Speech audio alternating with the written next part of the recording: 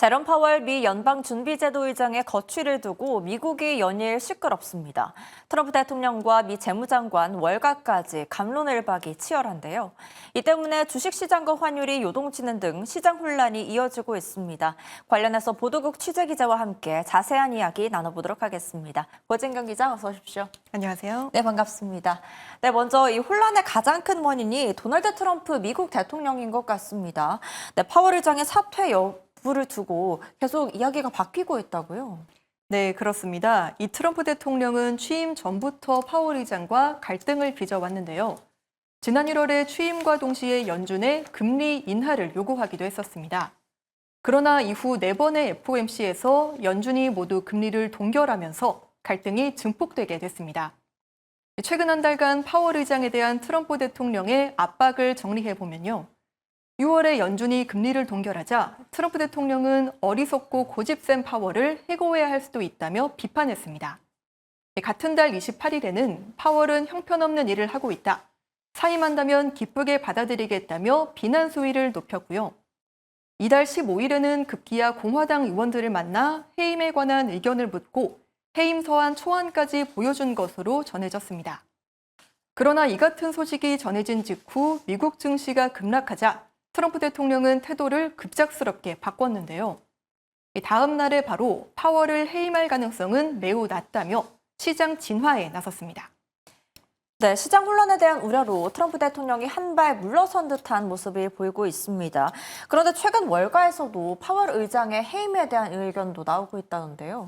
네, 모하메드 엘 에리언 알리안츠 그룹 고문은 현지 시간 22일 SNS를 통해서 파월의 목표가 연준 운영의 자율성을 수호하는 것이라면 사임을 해야 한다고 밝혔습니다. 이 엘 에리언은 채권 운용으로 유명한 핌코의 전 CEO로 월가에서 영향력이 가장 큰 경제학자 중 한 명인데요. 엘 에리언은 파월 의장의 후임자로 자주 거론되는 후보자들 대부분은 잠재적인 시장 불안을 진정시킬 수 있을 것이라고 말했습니다. 이어 파월의 해임이 최선책은 아니지만 연준의 독립성에 대한 위협이 증가하고 확산하는 현재 상황보다는 낫다라고도 주장을 했습니다. 반면 파월 의장의 후임자 중 한 명으로 거론되는 스콧 베센트 미 재무장관은 파월이 당장 물러나야 한다고 생각할 이유가 없다고 말했습니다. 이어 연준의 운영 전반에 대한 점검이 필요하다면서도 임기를 다 채울지 말지는 본인의 결정이라고 강조했습니다. 네, 그런데 상황이 또 반전이 돼서 파월이 정말 사퇴하게 된다면 금융시장에 정말 큰 혼란이 이뤄질 걸로 예상이 되고 있는데 월가에서는 이에 대비하는 전략도 벌써부터 제시되고 있다고요. 네, 월가에서는 파월 의장이 해임될 경우 30년물 미 국채 금리가 50bp 넘게 급등할 수 있다고 보고 있습니다. 실제로 지난 16일에 파월 의장이 해임이 임박했다는 보도가 나오자 미국 주식과 달러화, 장기채 가격이 일제히 급락하고 단기채 가격은 급등을 했었는데요. 이달 들어 30년물 미 국채는 미국의 인플레이션과 금리 향방에 대한 불확실성 속에서 하락세를 보이고 있습니다. 도이체방크는 파월 의장의 해임은 인플레이션 기대치를 높이고 리스크 프리미엄을 자극할 것이라고 우려했습니다. 월가의 채권 전략가들은 이에 대비를 해서 2년 만기 미 국채를 매수하고 10년 만기 미 국채를 매도하는 해지 전략을 권고하고 있습니다. 트럼프가 임명할 신임 연준 의장은 빠르게 금리를 인하할 가능성이 높은 만큼 단기채 금리는 하락하고 장기채 금리는 상승할 거란 논리입니다. 이렇게 해지 투자 전략이 제시될 정도로 월가가 연준에 대한 위협을 심각하게 받아들이고 있는 건데요. 이 중앙은행의 독립성이 훼손되는 건 이례적인 일이라서 시장의 혼란이 그만큼 클 수밖에 없을 거란 분석입니다. 네, 이런 가운데 연준은 7월 FOMC를 일주일밖에 남두고 있지 않습니다. 금리 동결과 또 인하 주장이 팽팽히 맞서고 있는데 이번 금리 어떻게 결정이 될 걸로 보세요?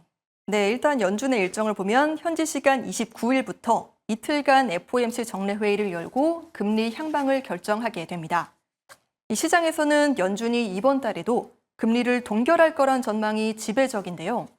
경제 지표가 양호한 흐름을 이어가고 있는 데다 상호 관세에 따른 불확실성이 커졌기 때문입니다. 우선 6월 고용 지표를 보면 비농업 일자리 수가 예상치보다 크게 늘었고요. 실업률과 신규 실업수당 청구 건수도 줄어들면서 긍정적인 흐름을 보였습니다. 미국은 다음 달 1일에 상호관세 발효를 앞두고 있는데요. 이후 인플레이션 불확실성이 해소된다면 9월에는 금리 인하 가능성이 커질 수 있습니다.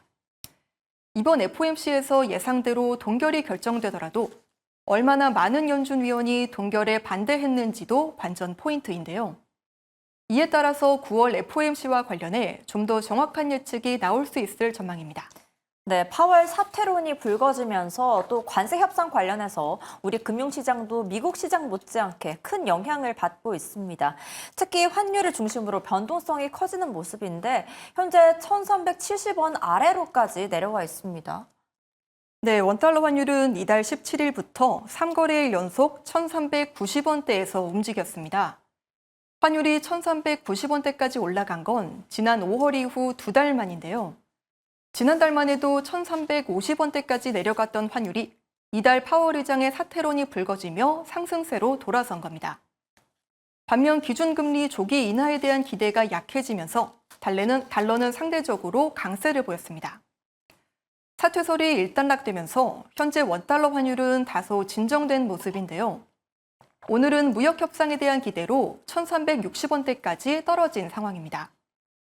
미국은 우리나라를 포함한 각국과 통상 협의를 진행 중인데 앞으로 며칠간 빈번한 무역 합의를 발표할 것이라며 협상 의지를 내비친 상황입니다.